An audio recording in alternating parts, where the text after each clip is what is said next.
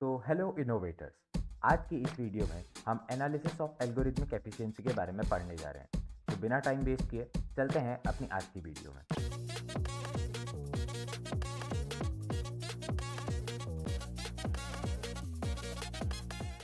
तो जैसा कि हमारा टॉपिक है आज एनालिसिस ऑफ एल्गोरिथमिक एफिशिएंसी।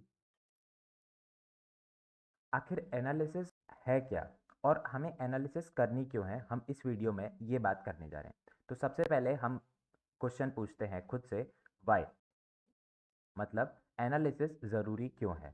इसके मैं आपको 3 रीज़न देने वाला हूँ। सबसे पहला रीज़न, एल्गोरिदम को इम्प्लीमेंट करना बाद की बात है। हमें पहले पता होना चाहिए कि उसके इम्प्लीमेंटेशन करने के बाद हमें कोई दिक्कत नहीं आएगी। अगर एल्गोरिदम को इम्प्लीमेंट करने के बाद इनफाइनाइट लूप लग जाता है या फिर वो एल्गोरिदम कई हज़ार साल ले लेता है उस एक प्रॉब्लम को सॉल्व करने के लिए, तो हम उसे इम्प्लीमेंट नहीं करेंगे। तो इम्प्लीमेंटेशन से पहले उस एल्गोरिदम के बिहेवियर को प्रिडिक्ट करना एल्गोरिदमिक एफिशिएंसी के एनालिसिस के द्वारा ही हो सकता है। तो मैं इसे यहाँ पे लिख देता हूँ।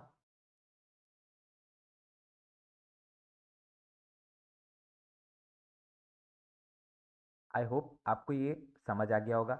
इसके बाद दूसरा रीज़न हमारे पास ये है कि अगर हमारे पास दो एल्गोरिदम है जो सेम प्रॉब्लम को सॉल्व करते हैं, तो हम कैसे पता लगाएंगे कि कौन सा एल्गोरिदम ज़्यादा बेटर है और कौन सा एल्गोरिदम बेकार है। हो सकता है किसी केस में एक एल्गोरिदम ज़्यादा अच्छा परफॉर्म करे, हो सकता है किसी केस में एक एल्गोरिदम ज़्यादा अच्छा परफॉर्म करे। तो हमें उन दोनों के बीच में कंपैरिजन करने के लिए भी एनालिसिस करनी ज़रूरी है। तो वो रीज़न भी मैं आपके लिए यहाँ पे लिख देता हूँ।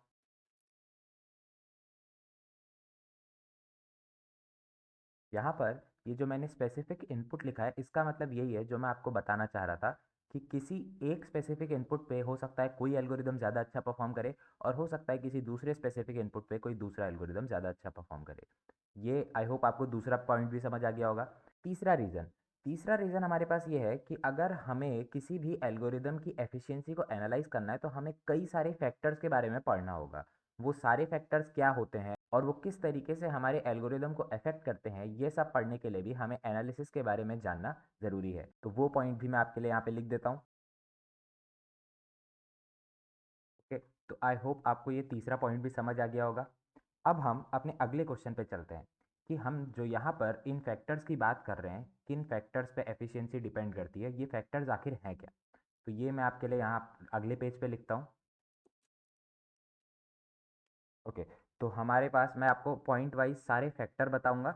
आपको ये बस ध्यान में रखने हैं लेकिन ये याद नहीं करने, क्योंकि इस पे कभी भी कोई भी क्वेश्चन नहीं पूछता है। बस आप ये चीज़ें ध्यान में रखना। तो मैं सबसे पहले यहाँ पे सारे फैक्टर्स लिख देता हूँ, उसके बाद मैं आपको वन बाय वन समझाऊंगा।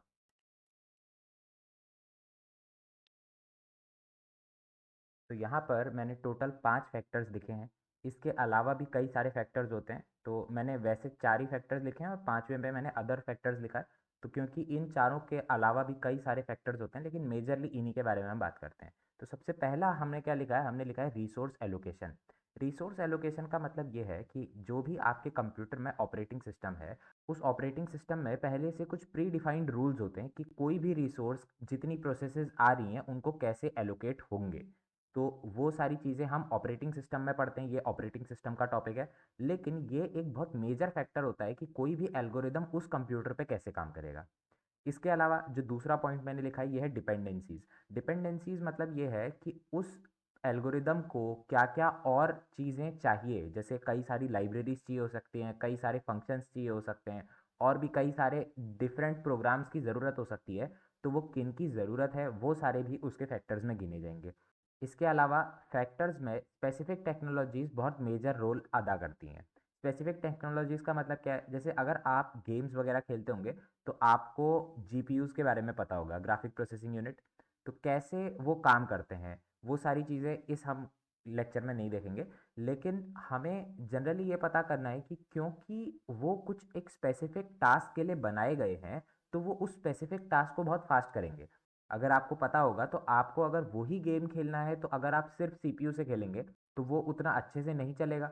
लेकिन अगर आपके पास जीपीयू भी है तो वो थोड़ा बेटर परफॉर्म करेगा, क्योंकि उस गेम की स्पेसिफिकेशंस में है वो एक स्पेसिफिक टेक्नोलॉजी जिसका नाम है सीपीयू। तो वो स्पेसिफिक टेक्नोलॉजीज होंगी तभी वो प्रोग्राम अच्छे से काम करेगा, तभी वो एल्गोरिदम अच्छे से काम करेगा। तो ये भी एक फैक्टर है। इसके अलावा कम्युनिकेशन चैनल्स। कम्युनिकेशन चैनल्स मतलब वो एल्गोरिदम बाकी एल्गोरिदम से किस तरीके से कम्युनिकेट करता है, या फिर बाहर नेटवर्क में कैसे कम्युनिकेट करता है, अदर प्रोसेसेस से कैसे कम्युनिकेट करता है, आपके ऑपरेटिंग सिस्टम से कैसे कम्युनिकेट करता है। ये सारी चीज़ें कम्युनिकेशन चैनल के थ्रू होती हैं। आई होप आपको ये चारों फैक्टर समझ आ गए होंगे।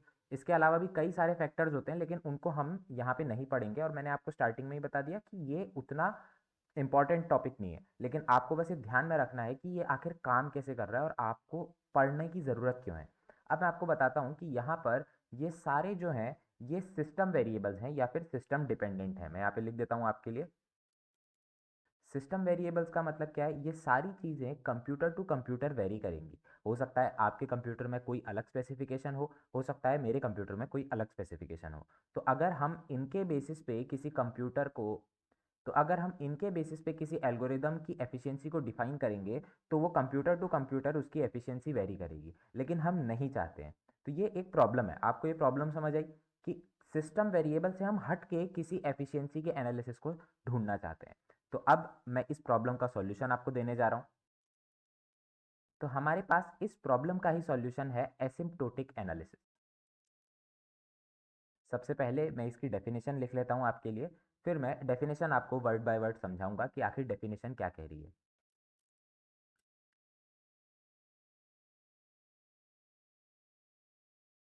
Measure the efficiency of the algorithm based on the factor that are not system dependent। तो हम यही तो करना चाहते थे कि जितनी फैक्टर्स हमारे पास सिस्टम डिपेंडेंट नहीं होते हैं, हम उनके बेसिस पे एफिशिएंसी को मेज़र करना चाहते हैं। यहाँ पर सबसे बेसिक जो हमारे पास एनालिसिस आता है वो आता है एसिम्प्टोटिक एनालिसिस। तो ये किस पे बेस्ड होता है, यहाँ पे मैं लिख लेता हूँ। One of these factors can be size of the input. Size of the input पे वो एल्गोरिदम कैसे वेरी कर रहा है, अगर हम इसको पढ़ लें तो हम बता सकते हैं कि कितने बड़े इनपुट पे वो एल्गोरिदम कैसे परफॉर्म करेगा। अगर हमारा इनपुट 1 लाइन का है या फिर मान लीजिए 1 डेटा टाइप का है, तो हमारा एल्गोरिदम कैसे परफॉर्म कर रहा है, और अगर वो 1000 डेटा पॉइंट्स का है तो वो कैसे परफॉर्म कर रहा है। अगर हम इसको स्टडी कर लें तो वो 10,000 पे कैसे करेगा, हम उसे भी स्टडी कर सकते हैं। वो 1 लाख पे कैसे परफॉर्म करेगा, हम उसे भी स्टडी कर सकते हैं। ये सारी चीज़ें एसिम्प्टोटिक एनालिसिस में आते हैं। हम इसकी अच्छे से डेफिनेशन आगे देखने वाले हैं। अभी के लिए हम अगले पॉइंट पे चलते हैं, जो कि है ऑब्जेक्टिव ऑफ एसिम्प्टोटिक एनालिसिस। ये किस ऑब्जेक्टिव पे काम करता है एसिम्प्टोटिक एनालिसिस। तो हम सबसे पहले यहाँ पे अगली स्लाइड में चलते हैं। Objective of asymptotic analysis. तो हमारे पास 3 मेजर ऑब्जेक्टिव होते हैं जो एसिम्प्टोटिक एनालिसिस जिन पे फॉलो करती है। तो सबसे पहला हमारे पास होता है सिंप्लिसिटी। सिंप्लिसिटी मतलब हम कितनी आसानी से किसी एल्गोरिदम को एनालाइज कर ले, हम कितनी आसानी से अगले साइज ऑफ डेटा पॉइंट पे वो कैसे परफॉर्म करेगा ये प्रिडिक्ट कर ले रहे हैं, ये सिंप्लिसिटी में आता है। तो जितना आसानी से हम उसे एनालाइज कर पाएंगे उतना हमारे लिए अच्छा है। अगला जो ऑब्जेक्टिव है जिसे एसिम्प्टोटिक एनालिसिस फॉलो करता है वो हमारे पास है कंपेरेबिलिटी। कंपेरेबिलिटी मतलब कितनी आसानी से हम किन्हीं दो एल्गोरिदम्स को कंपेयर कर पा रहे हैं based on the size of input. जितनी आसानी से हम उन्हें कंपेयर कर सकेंगे उतनी आसानी हमारे लिए एनालाइज करने के वह होंगी। तो ये दूसरा ऑब्जेक्टिव है जिसे एसिम्प्टोटिक एनालिसिस फॉलो करता है। इसके अलावा तीसरा जो है हमारे पास वो मैं यहाँ पे लिख देता हूँ, स्केलेबिलिटी। स्केलेबिलिटी का मेजर मतलब यही है कि कितने बड़े इनपुट पे वो एल्गोरिदम कैसे परफॉर्म करेगा। अगर आपने थोड़ी मैथ्स पढ़ी होगी तो आपको एसिम्प्टोट का मतलब पता होगा। एसिम्प्टोट मतलब होता है, जैसे मैं यहाँ पे आपको समझाता हूँ। अगर हमारे पास कोई भी ग्राफ होता है, मान लीजिए यहाँ पे मैं आपको सिर्फ रफ के लिए समझा रहा हूँ। अगर हमारे पास कोई ग्राफ है और हमारे पास कोई भी कर्व है, मान लीजिए ये पैराबोला है मान लीजिए, ओके। अभी ये पैराबोला क्या होता है, क्यों होता है, ये सब आप मत ध्यान दीजिए। लेकिन कोई एक लाइन जो कि एक स्ट्रेट लाइन जो कि इस पैराबोला को इन्फिनिटी पे टच करे, मतलब आपको ऐसा लग रहा हो कि ये इसे इन्फिनिटी पे टच कर रही है, लेकिन आपको कोई भी ऐसा पॉइंट नहीं मिल रहा है जहाँ पे ये लाइन इसे टच कर रही है, तो ये लाइन इस कर्व की एसिम्प्टोट कहलाती है। एसिम्प्टोट मतलब the straight line that seems to touch the curve at infinity, मतलब वो लगता है कि वो उसे इन्फिनिटी पे टच कर देगी। तो यहाँ पर एसिम्प्टोटिक एनालिसिस में हम यही चाह रहे हैं कि अगर हम इनफाइनाइट साइज का इनपुट दें तो वो एल्गोरिदम कैसे परफॉर्म करेगा, हम इसे स्टडी करना चाहते हैं। अब अगर आप ये डेफिनेशन यहाँ पर, ये डेफिनेशन अगर आप एग्जाम में लिख लेंगे तो आई थिंक आपको उतने मार्क्स नहीं मिल सकेंगे। तो आपको एसिम्प्टोट की डेफिनेशन लिखनी पड़ेगी। एसिम्प्टोट की डेफिनेशन ना भी लिखें तो आप एक बेसिक डेफिनेशन लिख सकते हैं, वो मैं आपको अगली क्लास में बताऊंगा, जहां पर मैं आपको टाइप्स ऑफ एसिम्प्टोटिक एनालिसिस बताऊंगा। वहां पर मैं आपको डेफिनेशन दूंगा, जहां पर एसिम्प्टोटिक एनालिसिस की मैं आपको एक फॉर्मल डेफिनेशन दूंगा और उसके बाद हम टाइप्स ऑफ एसिम्प्टोटिक एनालिसिस पढ़ेंगे। तो इस क्लास के लिए इतना ही। आई होप आपको ये सारे पॉइंट समझ आए होंगे। मैं इस फाइल का लिंक आपको डिस्क्रिप्शन में दे दूंगा और मेरे जो दूसरे नोट्स हैं मैं उनका लिंक भी आपको डिस्क्रिप्शन में दे दूंगा, तो डिस्क्रिप्शन चेक करना मत भूलिए। अगर आपको ये वीडियो पसंद आई तो वीडियो को लाइक करें और चैनल को सब्सक्राइब करें ताकि आगे की कोई भी वीडियो आप मिस ना करें। आपको मुझे कोई भी सजेशन देना है या फिर कोई भी चीज़ पूछनी है तो आप कमेंट बॉक्स में पूछ सकते हैं, या फिर स्पेसिफिकली आप मेरा टेलीग्राम चैनल ज्वाइन कर सकते हैं या फिर डिस्कॉर्ड सर्वर ज्वाइन कर सकते हैं। आपको उन दोनों के लिंक इस वीडियो के डिस्क्रिप्शन में मिल जाएंगे। आप मेरा इंस्टाग्राम पेज फॉलो कर सकते हैं, वहाँ पे मैं कई सारे डेली अपडेट्स आपको देते रहता हूँ। तो इस वीडियो के लिए इतना ही, मिलते हैं अगली वीडियो में, तब तक के लिए कीप ऑन इनोवेटिंग।